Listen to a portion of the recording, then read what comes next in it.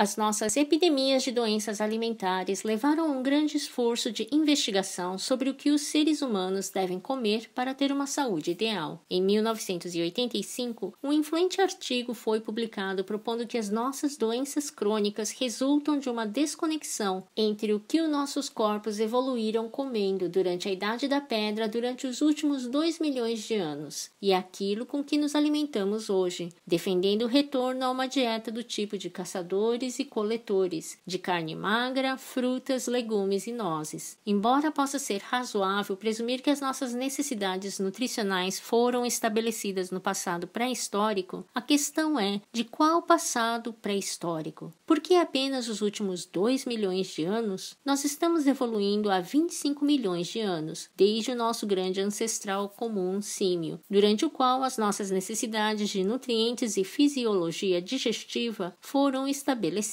e, portanto, provavelmente pouco afetado pelos nossos dias de caçadores e coletores no final do período. Então, o que é que andávamos comendo nos primeiros 90% da nossa evolução? O que o resto dos grandes macacos comiam, 95% ou mais de plantas. Isto pode explicar por que somos tão suscetíveis a doenças cardíacas. Durante a maior parte da evolução humana, o colesterol pode ter sido praticamente ausente da dieta. Nada de bacon, manteiga, gorduras trans e grandes quantidades de fibras que retira colesterol do corpo. Agora, isto poderia ter sido um problema, já que o nosso corpo precisa de uma certa quantidade de colesterol. Por isso, nosso corpo não evoluiu apenas para produzir colesterol, mas para preservá-lo e reciclá-lo. O nosso corpo evoluiu para se agarrar ao colesterol. Por isso, se você pensar no corpo humano como uma máquina de conservação de colesterol e colocá-lo no mundo moderno de bacon, ovos, queijo, frango, porco e pastelaria, não é de se admirar que a doença cardíaca que entope as artérias é a nossa causa de morte número 1. O que costumava ser adaptativo para 90% da nossa evolução, ou seja, preservar o colesterol a todo custo, uma vez que não obtemos muito na nossa dieta, é hoje mal adaptativo, um perigo que leva ao entupimento das nossas artérias. Parece que o nosso corpo simplesmente não consegue lidar com isso. Como o editor-chefe do Jornal Americano de Cardiologia observou há mais de 30 anos, independentemente do quanto de gordura e colesterol os carnívoros comem, eles não desenvolvem aterosclerose. Você pode dar a um cachorro o equivalente a 500 ovos de colesterol e uma barra de manteiga, e eles só abanam o rabo. O corpo deles, evoluído a partir dos lobos, está acostumado a receber, comer e livrar-se do excesso de colesterol, enquanto que em alguns meses uma fração desse colesterol pode começar a entupir as artérias de animais adaptados a comer uma dieta mais à base de plantas. Mesmo que o nosso corpo tenha sido projetado através da seleção natural para comer principalmente frutas, verduras e sementes durante 90% da nossa evolução, por que é que não nos adaptamos melhor ao consumo de carne nos últimos 10% durante a era paleolítica? Nós tivemos quase 2 milhões de anos para nos habituarmos à gordura saturada e o colesterol extra. Se uma vida comendo assim entope as artérias de quase todos, por que é que os genes daqueles que tiveram ataques cardíacos não desapareceram e foram substituídos por aqueles que viviam até uma idade madura com as artérias limpas, independentemente do que comiam? Porque a maioria não sobrevivia até a velhice. Eles não viviam tempo suficiente para ter ataques cardíacos. Quando a esperança média de vida é de 25 anos, os genes que prevalecem são aqueles que permitem viver até a idade reprodutiva por qualquer meio necessário.